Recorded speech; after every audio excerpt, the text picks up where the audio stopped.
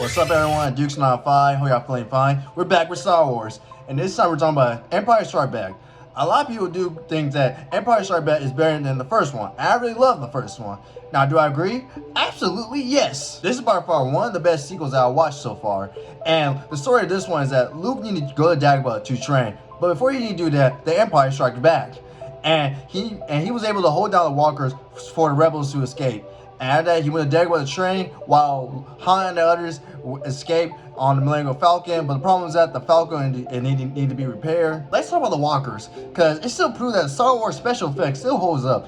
As an animation guy myself, I did my research and I found that for the walkers they use stop motion animation, but to get the explosion they use high photography. The lightsaber fights is much better than the last one, but it's still not there yet. But what made the lightsaber fight so good is the character between Luke Skywalker and Darth Vader. I'm still not ready to talk about Darth Vader just yet, but in the meantime, let's talk about Luke Skywalker. Luke is still the center focus of the story, and his new character arc is overcoming his flaws, such as being impatient, and he had to learn that his heroism doesn't align with the Jedi ways. I really like this because, like I said in the last review, that Luke Skywalker started to learn how the real world is, especially at war. Because every time that our choices is going to get us in trouble. But I do respect Luke that he kept his heroism. I can say this about Vader, is that every time his pulleys fail, they know that they're fucked up, like they're going to die. This movie is 45 years old, but that scene with Vader revealing Luke that he's his father will still shock you. Maybe because of the performance of James Earl Jones and Mark Hamill. Because the crazy part is, Mark Hamill didn't know about the reveal until the filming of the movie. Han and Leia's scenes are very cute together. Every time I see their scenes, I'd be like, Leia, stop playing hard to get. Like, you gotta think for him.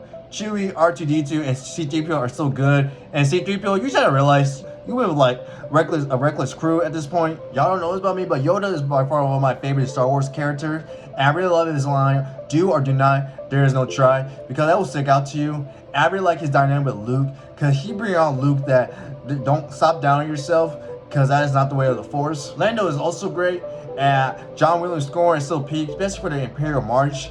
Overall, this movie was an S-tier movie, and I can't wait to review the last one of the trilogy.